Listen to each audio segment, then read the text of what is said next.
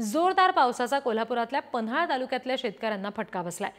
माजनाळमध्ये शेतकऱ्यांनी नदीकाठी असलेले त्यांचे 8 ते 10 कृषी पंप वाहून गेल्याची माहिती दिलेली आहे। नदीकाठच्या जमिनीवरची माती सुद्धा पाण्याच्या प्रवाहाबरोबर वाहून गेलेली आहे। इतर शेतकऱ्यांकडून कृषी पंप काढण्याची धांदल सध्या सुरू आहे। ही दृश्य आपण बघतोय। आणखी तपशील घेऊया, प्रतिनिधी शेखर पाटील आपल्याशी जोडले गेलेत त्यांच्याकडून। शेखर, काय नेमकं सध्या पावसाची परिस्थिती आहे कोल्हापुरात आणि कृषी पंप सध्या वाहून जात आहेत, जमीन नदीकाठची खचत चालली आहे, इतका मोठा प्रवाह दिसतोय असं समजतंय? रिधी बरोबर आहे। कोल्हापुरातल्या पन्हाळा तालुक्यातील ही घटना आहे।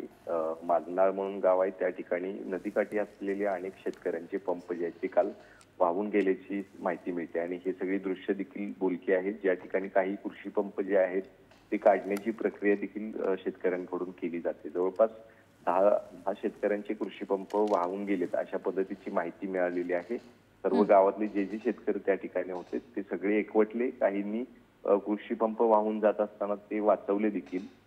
खूप मोठ्या प्रमाणात त्याचं वजन असतं, त्यामुळे अर्थातच शेतकरी जे आहेत ते पावसापूर्वीच ही सगळी कामं जी आहेत ती करत असतात। मात्र यावर्षी 12-13 दिवस आधीच मान्सून जो आहे तो दाखल झालेला आहे आणि परिणामी या पद्धतीनं शेतकऱ्यांना संकटाला सामोरे जावं लागतंय। अशा पद्धतीनं कृषी पंप जे आहेत ते वाहून गेल्यानंतर मोठ्या प्रमाणात नुकसान जे आहे ते शेतकऱ्यांचं झालेलं आहे। त्यामुळे निश्चितच आहे या सगळ्यांकडे प्रशासनानं देखील लक्ष देण्याची गरज आहे। अनेकांचं नुकसान जे झालेलं आहे ती नुकसान भरपाईची देखील अनेक जण मागणी करताना पाहायला भेटतं। मात्र कोल्हापुरातल्या पन्हाळा तालुक्यातली ही बातमी, ज्या ठिकाणी कृषी पंप जे आहेत ते जमीन खचल्यामुळे त्या ठिकाणी वाहून गेलेले आहेत।